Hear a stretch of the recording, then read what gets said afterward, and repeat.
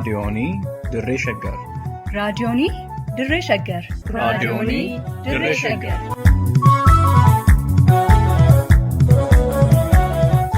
Raadiyoonii Dirree Shaggar. Raadiyooniin Dirree Shaggar torbanitti guyyoota sadii wiixataa roobii fi jimaataa galgala sa'aatii tokkorraa eegalee hamma sa'aatii tokkoo fi walakkaatti dambalii gabaabaa meetir baandii 19 kiiloo heerzii 17,575 irratti qophii dabarsuu amma jalqaba. Raadiyoonii Dirree Shaggar.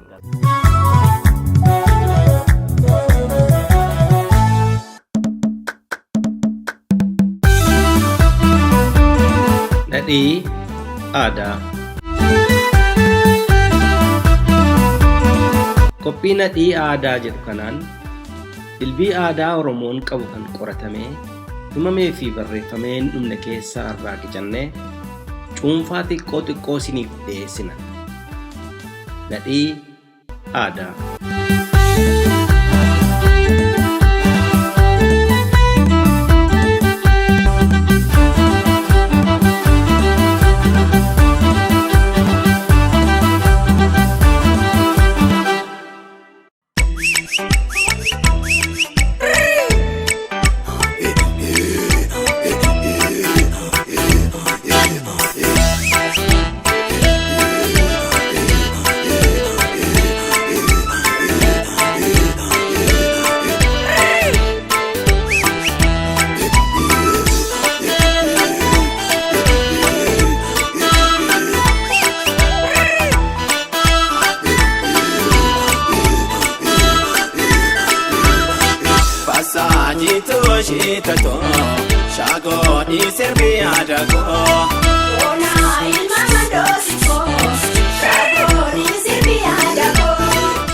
Weedduu Jaafaroo Oromoo Sikkoo Mandoo. Kabajamtoota dhaggeeffattoota raadiyoonii Dirree Shaggar ashamaa harka fuunee qophii keenya har'aatiin waa'ee weedduu Jaafaroo isiniif dhiyeessina. Haga xumuraattiin waliin tura. Qopheessan Lammii Jabeessaa, Gulaalaan Duubee Wayyeechaa kan isinii dhiyeessuun mo'an Gurmeechaa Gammachuuti. Eetaa keechoo bareedatoo fuudhee singala faayatoo. Sabni Oromoo saba aadaa, amantaa, sirna bulchiinsaa fi tooftaalee hawaasummaa hedduu qabu. Sirnoota kanas osoo barreeffamatti gargaaramuu hin eegalin dura afoolatti fayyadamuudhaan dhalootatti dabarsaa as dhufe. Afoolli afaaniin dhalootarraa dhalootatti darba jechuun immoo afaanii fi gochatti fayyadamuun kan dhalootaa dhalootatti darbu ta'uu isaati. Kanaafuu afoolli damee og-barruu hin barreeffamin ta'ee aadaa, seenaa fi falaasama kanneen dhalootatti dabarsaa jechuudha. Hayyoonni afaanii afoola Oromoo qoratan afoola bakka saditti qoodu. Tokkoffaa afoola gaggabaaboo, hibboo, ciigoo, mammaaksa, jechamootaa fi kanneen kana fakkaatan. Lammaffaan afoola afhololoo, himamsa, oduu durii, af-seenaa, sheekoo fi kan kana fakkaatan. Sadaffaan immoo af-walaloo, faaruu gootaa, faaruu loonii, huruursa daa'immanii, sirboota gaa'elaa fi kanneen kana fakkaatan jechuun birkeessu. Haaluma kanaan gosoota afoolaa keessaa af-walaloo hawaasa Oromoo keessatti bal'inaan beekaman keessaa weedduun Jaafaroo tokko. Nutis afoola af-walaloo sanneen keessaa Jaafaroo fudhachuun sababa itti taphatamuu fi iddoo itti taphatamu irratti hundaa'uun yookiin yoomessa isaa akkasumas qabiyyee Jaafaroon qabu weedduusaa, faayidaa isaa fi maalummaa Jaafaroo akka sagantaa nadhii aadaa har'aatiif tolutti akkasumas yeroo ammaa kana dagatamaa waan jiruuf dhaloota egereetiin akka dagatamuu hin dandeenyetti haalan galmaa'ee taa'ee akka qaqqabuuf isiniif dhiyeessuu jaalannee jirraa nu caqasa.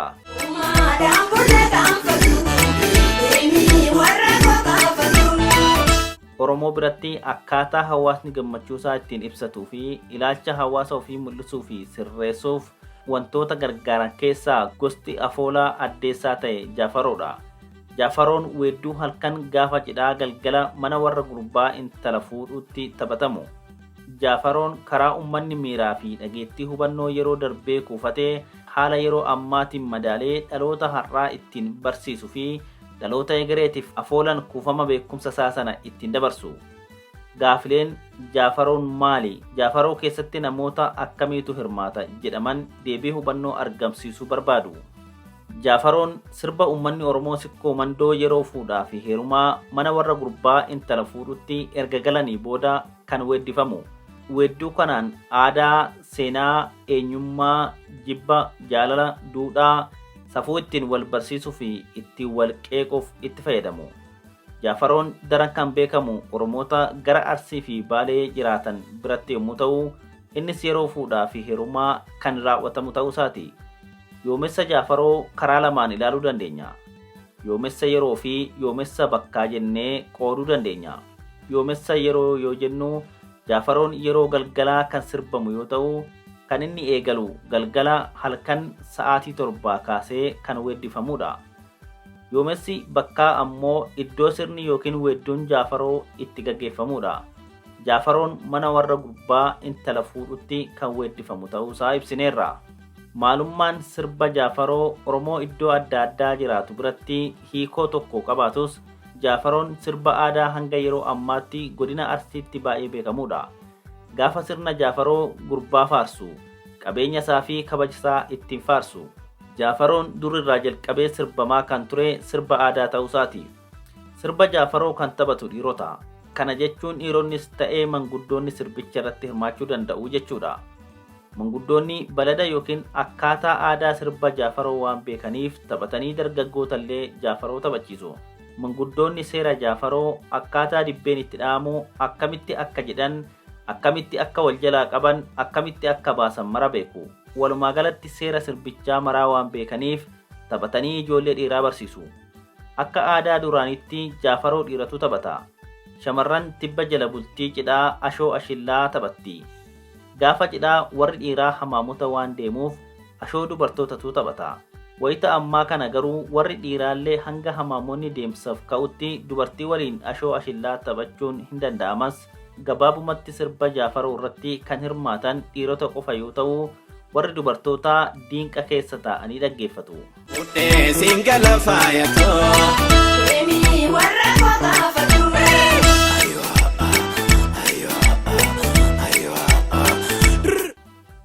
Haa ta'u malee akkuma beekamu yeroo ammaa kana sirbi aadaa hedduun isaanii harca'aa fi dhabamaa dhufaa jiru.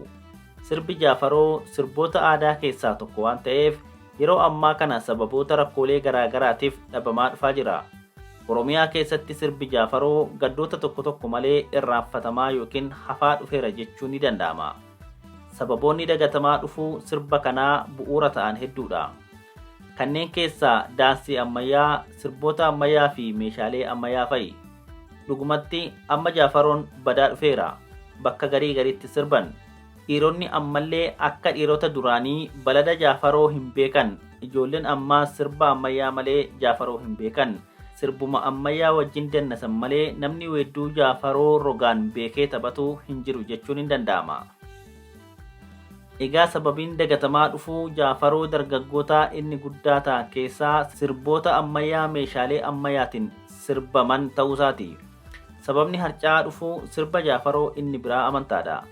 Uummanni Oromoo yeroo ammaa baay'inni isaa amantii Islaamaa fi Kiristaanaa kan hordofanidha.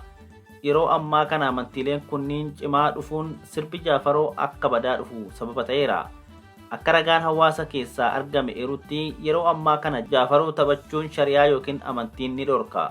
Wanti amantiin dhorke ammoo hirmii yookiin laguu waan ta'eef hin sirbamu kan jedhan danuudha sikkoof mandoo keessatti. Kanaafuu of ta'uu dhabuun akka amantiin harca'aa dhufuu sirba aadaa Jaafarootiif sababa ta'uu danda'e namatti agarsiisa. Sirbi Jaafaroo kun faayidaa adda addaaf qabiyyee garaagaraa qaba. Faayidaa Jaafaroon yeroo cidhaa qabu keessaa ijoon Jaafaroon haalota garaagaraatiin wal qabsiifamee kan sirbamu waan ta'eef bareedina gurbaa fuudhuu, intala heerumtuu, gosa gurbaa, gosa intalaa faarsuu fi kan kana fakkaatan fa'aa irratti xiyyeeffata. Goshatiyaa maanni keessaan ibsaa, goshatiyaa jaanoon bitee keessaa. Ragaan manguddoota irraa argame akka ibsutti Jaafaroo keessatti gurbaa faarsan, intala faarsan, gosa gurbaa fuudhuu faarsan, gosa intala fuudhanii faarsan. Hawaasni miira keessa isaanii karaa sirba kanaatiin kan ibsatan ta'uu isaaniiti. Faayidaan Jaafaroo inni biraa cidha gurbaa fuudhuu ittiin bareechuuf kan sirbamu ta'uu isaati. Sirbi Jaafaroo qabiyyeewwan garaagaraa of keessaa qaba. Fakkeenyaaf gurbaa fuudhu faarsuuf kan sirbamu tokko, Qabiyyeen Jaafaroo kun irra caalaan gurbaa faarsu irratti kan xiyyeeffatu. Bareedina, jabinaa fi sadarkaa inni hawaasa keessatti qabu faan faarsuun sirbu. Weedduudhaan haatetuu si eebbisee makkaatti si deebisee firrilleen na eebbisee hiqaamaan na deebisee makkamaan na teessisee makkama na teessisee jedhu. Walaloon weedduu Jaafaroo armaan olii kun kan ibsu amala gaarii gurbaan qaburraa kan ka'e firrii fi maatiin eebbisuun biyya ummata Islaamaa biratti kabajamtuu taate makkaan akka jiraatu milkii kan argate ta'uusaa kan agarsiisudha. Yoo akka guyyaa boontuu xundaa xamadii koottuu ani waan qabu gidee xundaa xamadee fidee jedhu. Walaloon weedduu Jaafaroo kunis kan himu gurbaan kun yoo ilaalan kabajamaa amala qabeessa yookaan beekamaadha. Akkuma beekamtummaa qabu sana gaafa dhuftus wanta lama kan waliin deeman nuu fidi koottuu. Wantoonni lamaan kunis waan dhugamuu yookaan aannanii fi waan nyaatamu yookaan shakaka nuu fidi kan jedhu mul'isudha. Boqqoolloon asheeta hoo fuulli kee bareeda hoo boora konkolaachisee kan nyaarri sodaachisee caaliyyoo obbaafataa kilaashii boraafataa jedhu. Walaloon kun kan qabeenya gurbaa faarsuun laga caaliyyoo jedhamu kana loonsaa malee akka hin dhugne agarsiisuu fi sababa qabeenya qabuuf qabeenya isaa eeggatuuf yeroo maraa hidhannoo isaa kan gadi lakkifne ta'uusaa kan agarsiisudha. Sirbi Jaafaroo haadha gurbaa fuudhuuf kan sirbamus jira.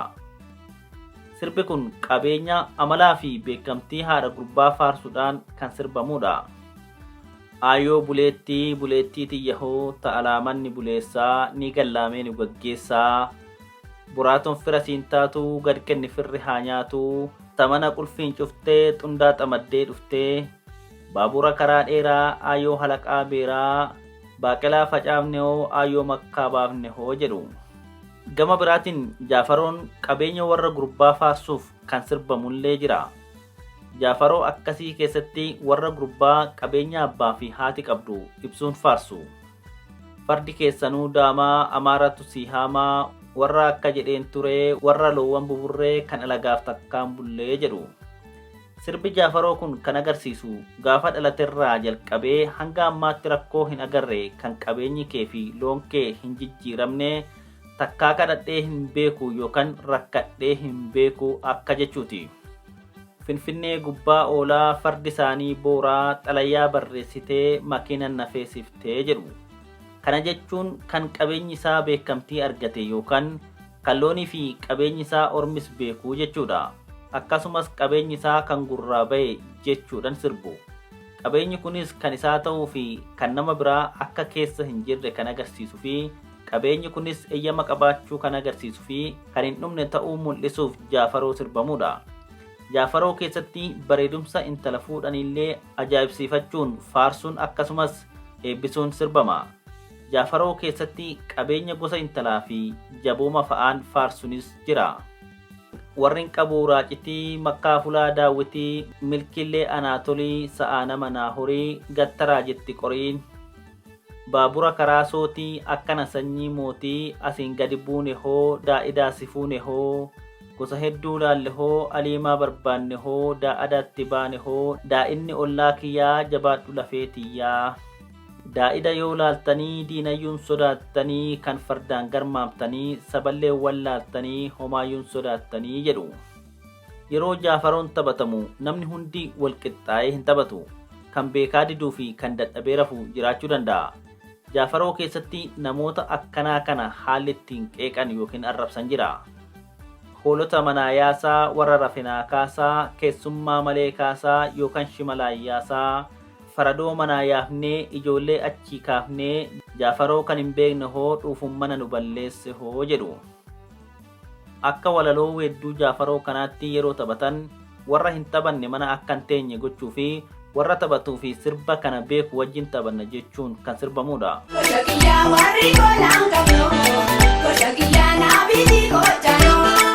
Walumaa galatti afoola Oromoo sirni Jaafaroo qaburratti ilaalchi hawaasa keessatti yeroo ammaa kana weedduunsaa afaaniin daddarbuuf irraanfatamaa deemaa jira. Afoola Jaafaroo kanarratti ilaalchi hawaasni yookiin dhaloonni yeroo ammaa qabus gadi aanadha. Jaafaroon afoola uummata Oromoo ta'uunsaa hubatamee uummanni Oromoo yeroo ammaa kana Jaafaroo sirbuu jalqabuu qabaa jenna. Egaa dhaggeeffattoota keenya kabajamoo qophiin nadhii aadaa keenya har'aaf isiniif qopheessinee kan hanga hammaa ture. Waan nu caqastaniif ulfaadhaa nama torbanii nunaa jedhu horaa bulaa deebanaa. Koshatiyaa si jaaladha, koshatiyaa fuudhee sin gaaladha. Koshatiyaa fuudhuu na gaaladha, koshatiyaa fuudhee sin gaaladha. Koshatiyaa fuudhuu na gaaladha.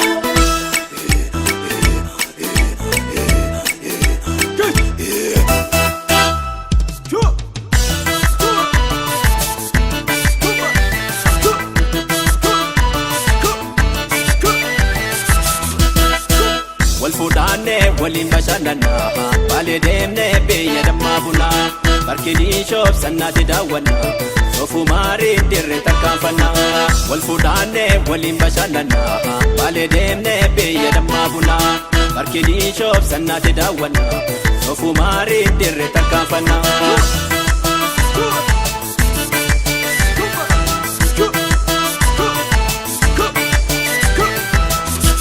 Jawaana neega dukkaamoo maandima, dakkoona jeesisi meewaa beengama. Omaasi badaase sitteen kuusanne, guutuu lafa keetti kenneen ifanne. Nama isaanii arjaa jaalala beekanne, dammaadha daandanii simannanii sanii.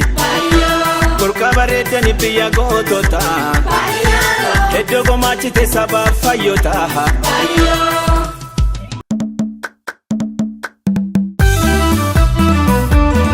Nadhii aadaa. Qophii nadhii aadaa jedhu kanaan dilbii aadaa Oromoon qabu kan qoratamee himamee fi barreeffamee hin dhumne keessaa irraa qicannee cuunfaa xiqqoo xiqqoo isiniif dhiyeessina. Nadhii aadaa.